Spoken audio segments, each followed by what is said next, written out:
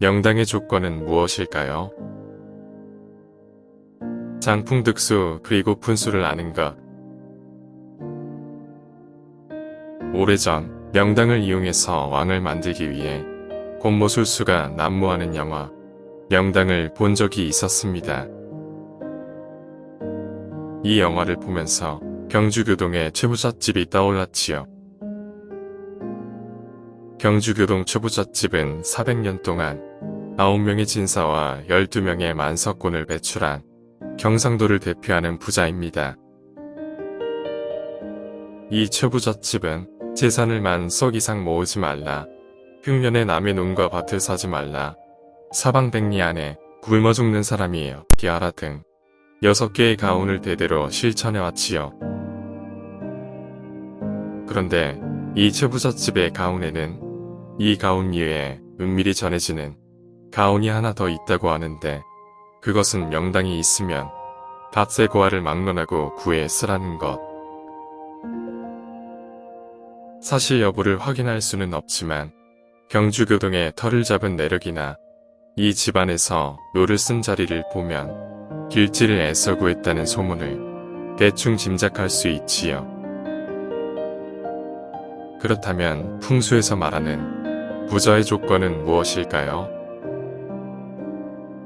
조선 후기의 실학자 이종환이 지은 택리지를 보면 물은 제록을 맡은 것이므로 큰 물가에는 부잣집과 유명한 마을이 많은데, 비록 산중이라도 계곡물이 모이는 곳이라야 여러 대를 이어가며 오랫동안 살 수 있는 터가 된다고 기록하고 있습니다.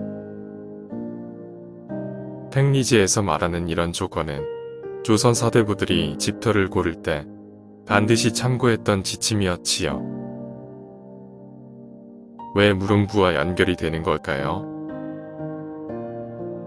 흔히 장풍득수라는 말처럼 풍수는 바람길을 가두고 물길을 얻는 것을 의미합니다.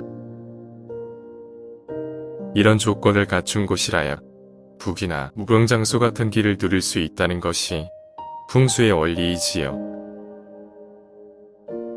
사실 오래전부터 물가는 물자의 교역과 교통의 요충지 역할을 해왔는데, 물길을 따라 길도 생기고 사람도 모여들어서 자연스럽게 상업이 발달합니다. 이처럼 물길은 불을 얻을 수 있는 토대를 마련하기에 훨씬 유리하지요.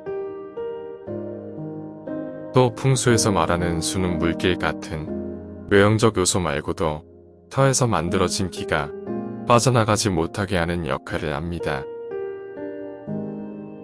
따라서 풍수의 고전인 장서에서는 기가 물을 만나게 되면 멈춘다 개수칙지라고 했지요.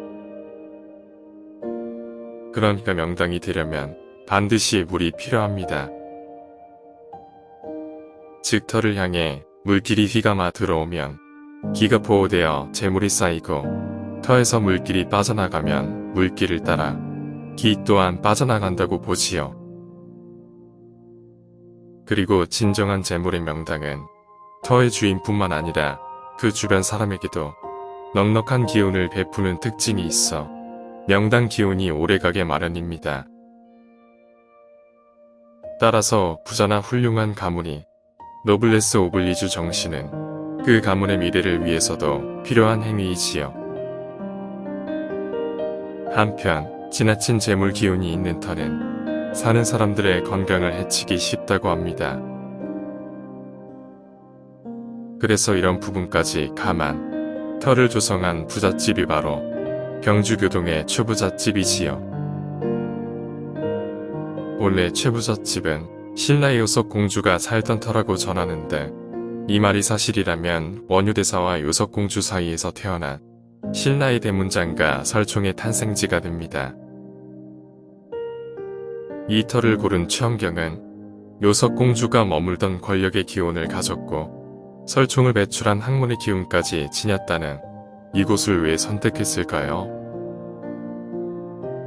최부잣집 6개 가훈 중에 거거는 보되 진사 이상의 벼슬은 하지 말라고 경계한 것을 보면 집터의 기운을 이용해서 권력이나 학문 등을 추구하려는 의도는 없었다고 봐야 하지요. 그렇다면 이 터는 재물을 원하는 목적으로 선택된 자리로 이곳에 터를 잡은 이후 내리 7명의 만석군을 배출한 것을 보면 분명 이곳은 재물 명당입니다.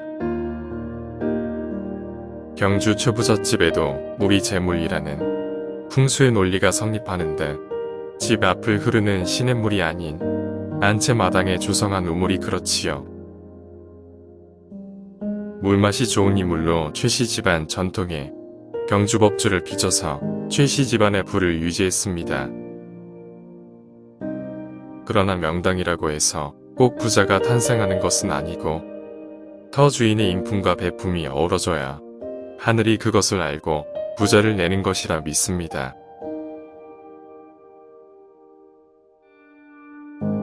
구독과 좋아요, 알림 설정은 큰 힘이 됩니다. 꾹 눌러주고 가세요. 더 좋은 영상으로 찾아뵙겠습니다. 감사합니다.